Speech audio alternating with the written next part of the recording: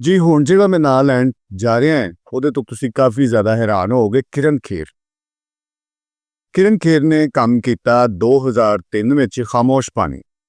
ਖਾਮੋਸ਼ ਪਾਣੀ ਵਿੱਚ ਹੋਰ ਵੀ ਇੰਡੀਅਨ ਐਕਟਰਸ ਸਨ ਇਹਨਾਂ ਦੇ ਨਾਲ। ਇਹ ਜਿਹੜੀਆਂ ਫਿਲਮਾਂ ਬਣੀਆਂ ਇਹਨਾਂ ਦੇ ਵਿੱਚ ਨਾਲ ਛੋਟੇ ਕਿਰਦਾਰਾਂ ਦੇ ਵਿੱਚ ਬਹੁਤ ਦੂਸਰੇ ਵੀ ਕੰਮ ਕਰਦੇ ਰਹੇ ਨੇ।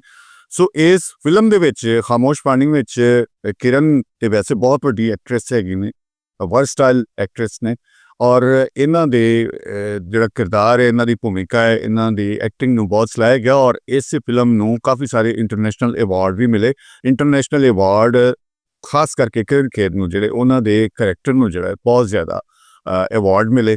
ਔਰ ਇਹਦੇ ਨਾਲ ਕਿਰਨ ਨੇ ਜਿੱਥੇ ਪੂਰੀ ਦੁਨੀਆ ਵਿੱਚ ਆਪਣੀ ਐਕਟਿੰਗ ਦਾ ਲੋਹਾ ਮਨਵਾਇਆ, ਪਾਕਿਸਤਾਨੀ ਵੈਸੇ ਵੀ ਉਹਨਾਂ ਦੇ ਕਾਫੀ ਫੈਨ ਨੇ ਤੇ ਉਸ ਫਿਲਮ ਦੇ ਵਿੱਚ ਇਹਨਾਂ ਨੇ ਬਹੁਤ ਅੱਛਾ ਕੰਮ ਕੀਤਾ।